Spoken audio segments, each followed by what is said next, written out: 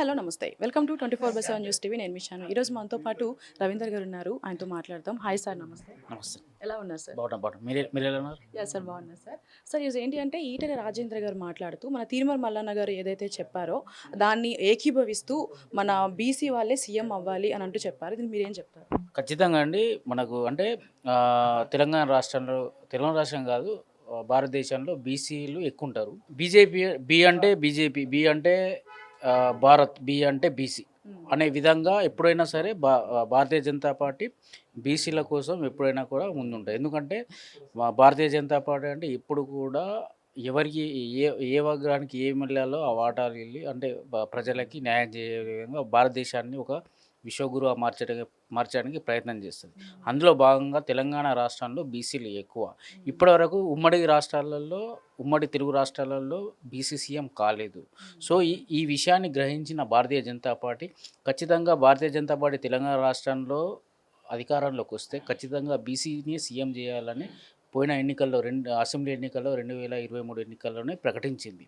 So అదే stand మీద ఉంది, ఖచ్చితంగా ఉంటుంది. ఎందుకంటే ఒక్కసారి భారతీయ జనతా పార్టీ మేనిఫెస్టోలో పెడితే అది కంటిన్యూ లైఫ్ టైం ఉంటుంది, అంటే ఎన్నికలుగా మారదు. సో అదే క్రమంలో ఈ తీన్మార్ మల్లన్న గారి ఇష్యూ కులగణన వల్ల ఆయన స్పందించిన తీరు ఖచ్చితంగా ఒక ఈటెల రాజేందర్ గారి ఇలా ఒక బీసీలకు ఒక పెద్దన్న లాంటి వాడు, మా భారతీయ జనతా పార్టీకి కూడా ఒక పెద్దన్న లాంటి వాడు. సో ఖచ్చితంగా ఆ పార్టీలకు అతీతంగా స్పందించడంలో తప్పు లేదు. అంటే ఇప్పుడు ఈటెల రాజేంద్ర గారు మీ బయట ఏం మాట్లాడుకుంటారంటే తీర్మల మల్లన్న గారు మళ్ళీ బీజేపీలోకి వచ్చే అవకాశం ఉంది, అందుకే ఈటెల రాజేంద్ర గారు ఇట్లా అన్నారు అంటున్నారు. మీరేం చెప్తారు? అంటే మళ్ళీ బీజేపీలోకి వచ్చే అవకాశం ఉందనుకోవచ్చా? అంటే తెలియదండి అది, బట్ వస్తే డెఫినెట్గా. బికాజ్ పార్టీ అంటే అందరిది, ఎవరు వచ్చినా కూడా మంచి కోసం వస్తే ఖచ్చితంగా ఆహ్వానిస్తాం. Thank you sir.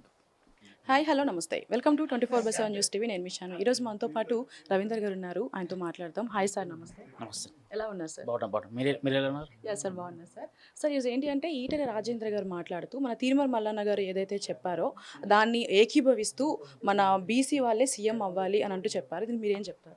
ఖచ్చితంగా అండి. మనకు అంటే తెలంగాణ రాష్ట్రం కాదు, భారతదేశంలో బీసీలు ఎక్కువ ఉంటారు. బి అంటే భారత్, బి అంటే బీసీ అనే విధంగా ఎప్పుడైనా సరే భారతీయ జనతా పార్టీ బీసీల కోసం ఎప్పుడైనా కూడా ముందుంటుంది. ఎందుకంటే భారతీయ జనతా పార్టీ అంటే ఇప్పుడు కూడా ఎవరికి ఏ వర్గానికి ఏ మిల్లాలో ఆ వాటాలు వెళ్ళి అంటే ప్రజలకి న్యాయం చేయ విధంగా భారతదేశాన్ని ఒక విశ్వగురువుగా మార్చడానికి ప్రయత్నం చేస్తుంది. అందులో భాగంగా తెలంగాణ రాష్ట్రంలో బీసీలు ఎక్కువ. ఇప్పటివరకు ఉమ్మడి తెలుగు రాష్ట్రాలలో బీసీ సీఎం కాలేదు. సో ఈ విషయాన్ని గ్రహించిన భారతీయ జనతా పార్టీ ఖచ్చితంగా తెలంగాణ రాష్ట్రంలో అధికారంలోకి వస్తే ఖచ్చితంగా బీసీని సీఎం చేయాలని పోయిన అసెంబ్లీ ఎన్నికల్లో 2023 ఎన్నికల్లోనే ప్రకటించింది. సో అదే స్టాండ్ మీద ఉంది, ఖచ్చితంగా ఉంటుంది. ఎందుకంటే ఒక్కసారి భారతీయ జనతా పార్టీ మేనిఫెస్టోలో పెడితే అది కంటిన్యూ లైఫ్ టైం ఉంటుంది, అంటే ఎన్నికలుగా మారదు. సో అదే క్రమంలో ఈ తీన్మార్ మల్లన్న గారి ఇష్యూ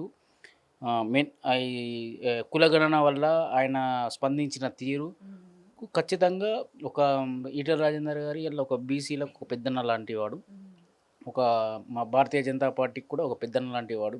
సో ఖచ్చితంగా ఆ పార్టీలకు అతీతంగా స్పందించడంలో తప్పు లేదు.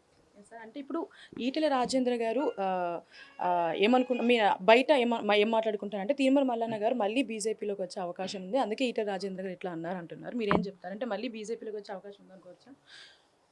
అంటే తెలియదండి అది, బట్ వస్తే డెఫినెట్గా. బికాజ్ పార్టీ అంటే అందరిది, ఎవరు వచ్చినా కూడా మంచి కోసం వస్తే ఖచ్చితంగా ఆహ్వానిస్తాం. Thank you sir.